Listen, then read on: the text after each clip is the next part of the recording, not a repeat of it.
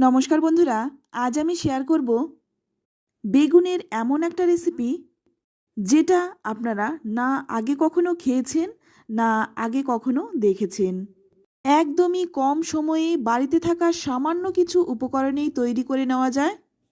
আর এটা খেতে এতটাই টেস্টি হয় যে আপনারা যদি একবার বাড়িতে বানিয়ে খান আপনাদের বলতেই হবে আগে কেন জানতাম না।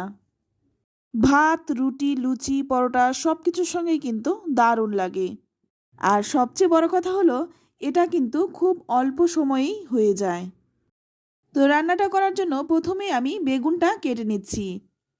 তো বেগুনটা আমি একটু লম্বা লম্বা করে কেটে নিচ্ছি। আপনারা কিন্তু আপনাদের পছন্দ মতো বেগুন কেটে নিতে পারেন।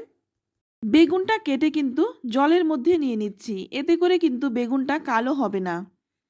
তো বেগুনটা পাশে রেখে দিয়ে এখানে দেখুন নিয়েছি একটু বড় সাইজের দুটো টমেটো। এবার টমেটোটাকে আমি 4 ফালি করে নিচ্ছি।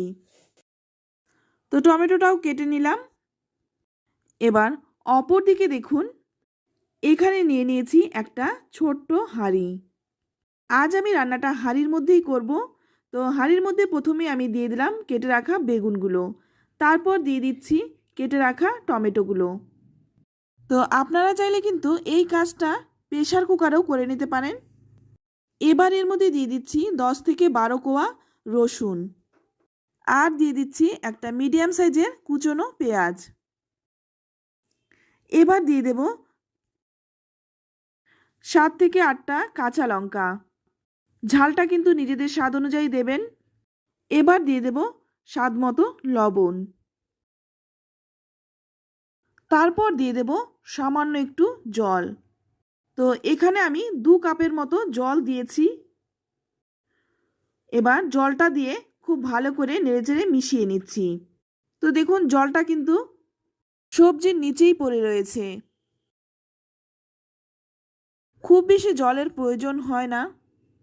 এবার আমি গ্যাস অন করে একটা ঢাকা দিয়ে 15 মিনিট সেদ্ধ করে নেব।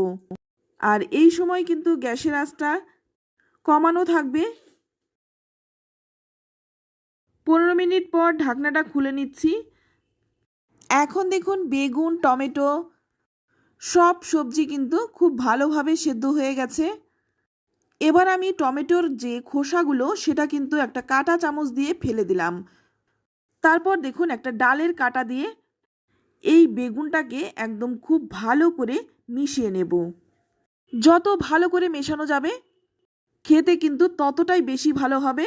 তো দেখুন একদম সুন্দরভাবে মিশিয়ে নিলাম। এটা পাশে রেখে দিয়ে এবার অপর দিকে কড়াই গরম করে নিয়ে এর মধ্যে দিয়ে দেব সর্ষের তেল। অবশ্যই সর্ষের তেলে রান্নাটা করবেন, তাহলে কিন্তু এর আসল স্বাদটা পাওয়া যাবে।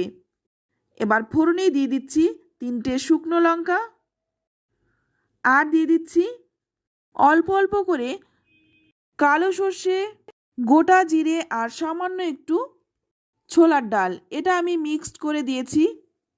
ফোড়নটা যখন ভাজা হয়ে যাবে তখন এর মধ্যে দিয়ে দেব বেশ কিছুটা কুচনো পেঁয়াজ।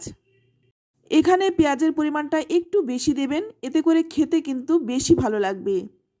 পেঁয়াজটা যখন হালকা কালার চেঞ্জ হয়ে যাবে তখন এর মধ্যে দিয়ে দিচ্ছি 4-5 কোয়া থেতো করা রসুন। এখানে আমি রসুনটা থেতো করে দিয়েছি, আপনারা চাইলে কিন্তু বেটেও দিতে পারেন। রসুনের কাঁচা গন্ধ চলে যাওয়া পর্যন্ত রসুনটা একটু ভেজে নিলাম। এবার দেখুন এখানে আমি নিয়েছি একটা কারি পাতা। এবার এই কারি পাতাগুলো দিয়ে দিলাম।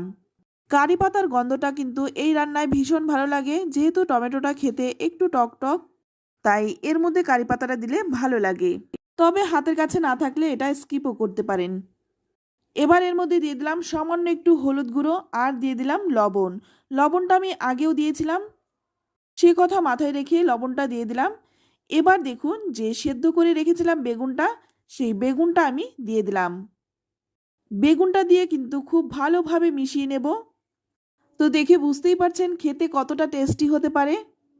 খুব সামান্য তেল মশলায় রান্নাটা হয়ে যায়। এবার গ্যাসের আঁচটা লো টু মিডিয়ামে রেখে 5 মিনিট ঢেকে রেখে দেব। 5 মিনিট পর ঢাকনাটা খুলে নিলাম, আর দেখুন এখন কিন্তু রান্নাটা প্রায় হয়েই এসছে। আবারও একটু ভালো করে নেড়েচেড়ে মিশিয়ে নিচ্ছি। তারপর নামানোর আগে দিয়ে দেব 1 মুঠো ধনেপাতা। তো বন্ধুরা, এখনকার বেগুনের স্বাদ কিন্তু অনেকটাই বেশি হয়, তাই বেগুনের স্বাদ থাকতে থাকতে অন্তত একবার হলেও এই রেসিপিটি বানিয়ে খান।